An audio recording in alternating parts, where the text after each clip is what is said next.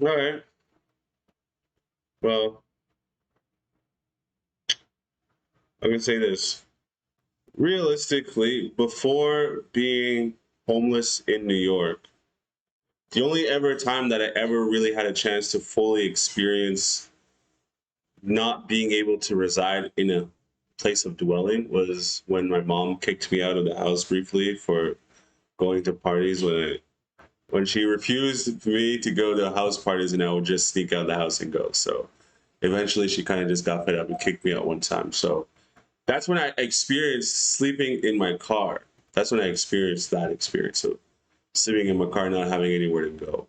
I used to have this little blue Chevy Geo that I used to like essentially just get around in because I've always been a sensible type of person in the sense that like I don't like to. If there's no need to be extravagant, then there's no need to be extravagant. But if there's a need to be extravagant, then you'll definitely see me flexing on some niggas. But if there's no need, then there's no need. And especially with having a car, I knew that that wasn't something I needed to flex on because I knew that the whole expenditure of gasoline was something that, you don't necessarily need to be spending that much money on gas. So to give you some context, like I was saying, that was the only time I was ever had to experience sleeping in a car and not having a dwelling. I wasn't necessarily homeless per se. There wasn't that sort of gut wrenching feeling of not having a place of shelter. But I will say that I guess it was a stepping stone. So fast forward to living in New York. I've already given you the New York story in a previous video. So this is just mainly what I learned from being homeless because there was throughout that video I left out the part of being homeless. I never actually was able to dwell on that. So being homeless in New York was one of the experiences that, like, yes, we can go on and say it was something that I've never really experienced, blah, blah, blah, blah, but it's one of those things that unless you've been homeless before, you don't really understand the sense of humans need a couple basic things to survive. They need water, food, and shelter. So if you have water and food, but you don't have shelter, you start to get into this disorienting haze, this place of, I guess you can call it. I would have to call it this place of maleficent, maleficent. Yes, that's the word, maleficent. The sense of maleficent and the sense of surrealism because life starts to stops making sense for you. Because at night, if you follow the natural flow of a circadian rhythm, in the morning you're supposed to be up and awake, and at night you're supposed to be resting your head in a place of shelter. So now me and my friend Jonathan had spent some time in New York, and the only reason why we were homeless was because we were transitioning from sleeping on Hiram's couch to having our art studio in Queens. But when we left Hiram's place, we had a 1 week transition period between actually being able to get our art studio. So we had nowhere to go. So we put all our stuff in storage and decided, okay, we're just going to be homeless for a week and try to really just make this work. So we would wake up in the morning. When we first did it, we kind of had to figure out where exactly were we going to sleep? What exactly was going to be our sort of day-to-day rigmarole? Because when you're in New York, the hustle and bustle, it's easy to sort of get lost and everything, but we knew we had to have some sort of daily routine. So we eventually decided on, after wandering the streets of New York for a while, we eventually decided on our best approach was to sleep on the subway because the subway was a 24-hour service. And I want to thank the New York subway system. I want to thank MTA for having a 24-hour subway system because without your 24-hour subway system, I don't know, I probably would have died in New York. So one of the things that we were able to do was we quickly figured out after a few trials and tribulations and a few systems of experimentation, we eventually figured out that staying in the middle subway was the best bet because you would stay warm because it wasn't venturing out into the other boroughs. So we eventually figured out that if we stayed on this one train in Manhattan, it would take you all the way out to Coney Island and then back and forth that way. So we would just sleep on that train with as little belongings on us as possible so that even if we were to get in a situation where we were robbed or something, it wasn't too big of a deal. So we would go up and down Coney Island. I would be in this weird haze sometimes where I'm waking up and I'm in Manhattan and then I'm falling asleep, and I wake up again, and I'm in Coney Island, and it's dark. Sometimes I see Coney Island at night. Sometimes you see Coney Island in the morning, and you're just in a sense of just like of imbalance. You're in the sense of you have no structure. And really the biggest thing that I was able to learn from this was that when you as a man are faced, because as a man there's always going to be chaos, there's always going to be tumultuous moments where things just aren't what you want it to be. You're probably not eating right, we weren't eating right, you're not getting the same sort of routine and sustenance that you want, but you still have to perform at a high level. And no matter what in life, as men, we're built to have to perform. We are performers. And if you're not somebody who's here to perform, well, then you might as well get the fuck out, because this game is not for you. This game is built for people who want to perform at a high level. And someone like me who has gone through the mud to be able to perform at a high level, I knew that this sort of imbalance was something that I was going to have to adjust to. So in the morning, when we would eventually, the sun would rise, we knew that we had to get a kickstart on our day. So we would spend the majority of our day at the public library. And at the public library, that's where we were able to access the internet. We were able to keep communication and still try to do some kind of venturing and keep the relationship building happening.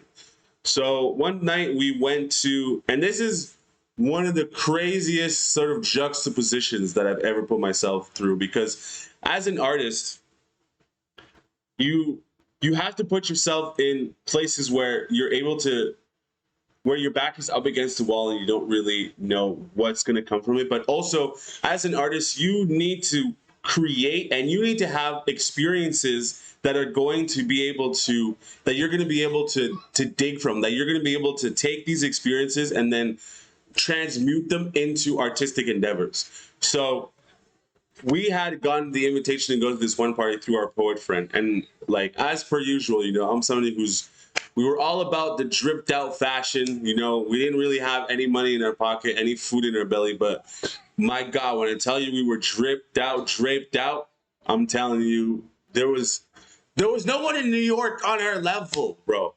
There was no one on our level, dog. Like, everywhere we went, people thought we were movie stars just by the way we were dressed, that essence, that aura. So we went to this party, all well knowing we had nowhere to go. We went to this party as like, to really just try to kill time. I think it was in Dumbo or somewhere, but we went to this party. Like, I'm just someone who's always like, I'm always thinking, I'm always in my head thinking about like the next move, what the next plot is. And like, so sometimes a big part of my energy is like, I'm not able to just let go and have fun. Because sometimes I'm just in a scheming mode.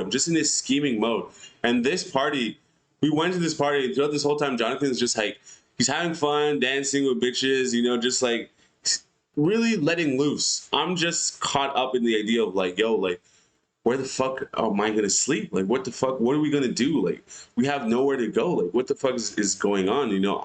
I'm just in this whole like sort of like survival, fight or flight like mindset. And like throughout the whole experience, he's just like doing the dance shit, and I'm just finding little nooks and little areas where I can just fucking get some rest, get some Z's, and just like sleep.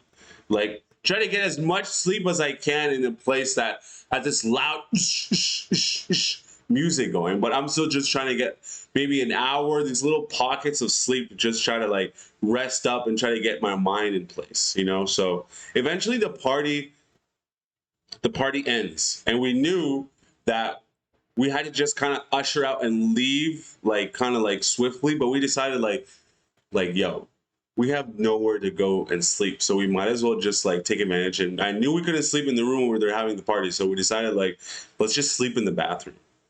And as we're sleeping in this bathroom, we quickly get to realizing that it's fucking cold as shit, dude. And sleeping in this bathroom while being homeless in New York, this is what I was telling you. There's one of those moments where the juxtaposition and the experiences you have in your life, you have to use those to transmutate and create art. We were dressed up in fur coats, like just to the nines in fashion. But we were sleeping in this dingy bathroom in New York on the ground, and it smells like absolute dog shit in there, dude. Absolute dog shit. So now in your mind, you kind of think, you're this hot ass motherfucking like top notch nigga like star shit, and you're sleeping in a fucking shitty bathroom in New York, dude, on the ground, huddled up beside your at the time really close friend, and you guys are just trying to share body heat to try to stay warm in this shitty bathroom. So and if you think that that didn't have some kind of effect on me, I'm telling you, there's no amount of stoicism that could get you through that moment. Like, that's just one of the moments where you take it on the chin and realize that, like, yo, you're going to be jaded from this situation. Because you think you're hot shit and you're sleeping in a fucking bathroom that smells, whose shit smells stinkier than yours.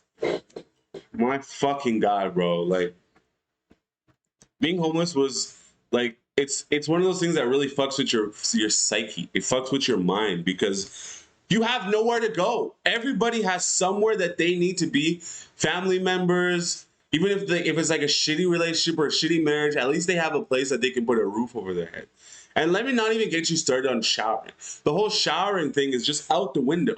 It's out the window. But I knew that regardless of not eating, not having a place to sleep, being homeless, all these checks and balances that were starting happening inside of like the place, I knew that like none of it fucking mattered, because as long as I knew that we were on the mission of trying to achieve success, I knew that I was like, throw more shit at me. Throw more shit at me. If not having any money, not being able to shower, having to sleep on the fucking subway system, having to sleep in shitty bathrooms, I was like, who gives a fuck? Throw more shit at me. Because it doesn't matter what you put on my fucking shoulders, I'm still gonna make it through. And this story is just to go to show you that, like, through perseverance and through being able to persevere, and having this burning desire to accomplish your goals, you're going to achieve anything that you want. Like, success is impossible if you tell yourself, like, yo, I'm willing to sleep on a fucking floor in a bathroom to achieve what I need to achieve. And a lot of you are not willing to put yourself in situations like that. Like, a lot of you are just coasting, bro. Like, let's be fucking real right now. A lot of you are coasting, and you know you're fucking coasting, and you don't want to do anything about it. Like, if you wanted to really achieve success, take all your safety nets and throw them out the fucking window for the next 3 years and just grind and put yourself through a meticulous grind that's gonna literally spit you out and show you some shit that you've never seen of yourself. Like, if you put yourself through that in the next 3 years, I guarantee you the man that you're gonna be looking at in the mirror, you're not gonna recognize. But most of you guys are scared to do that. Most of you guys are dog shit scared to put yourself through situations that are fucking risk take. You gotta take risks. You gotta take fucking risks. And if you're not willing to take risks and you're not willing to put yourself through situations that are gonna test you, that are gonna put you through the mud, situations that are going to literally like eat you alive, then you're not really necessarily, you don't want to be an artist, man. Because being an artist is hard. It's like the nigga who gambles away everything all the time. You're literally gambling with your psyche. You're gambling with relationships. You're gambling with people's perception of you. And throughout all this, you're telling yourself, I'm going to be the hyper successful person. First, you're starting out by telling yourself a fucking lie. And then you have to prove to yourself that this is not a lie. It can actually become reality. So for any of you guys out there saying, oh, I want to make art, I want to become art, I want to do this, I want to do that, fuck you. You're not going to do shit. There's not a want. It's a need. It's a burning desire from the outskirts of divinity in the universe that you have to achieve these artistic endeavors. It's not something you wake up and say, oh, today I want to fucking make some shoes today. No, bro. No, today I want to fucking be a silk screener or a silk printer or a silk screen some shirts, some fucking t-shirts. I want to make another fucking t-shirt brand. No, fuck you, man. You ain't making shit until you wake up and you have a burning desire to achieve what you want. You ain't doing anything. You ain't gonna do shit, and you ain't never gonna do shit.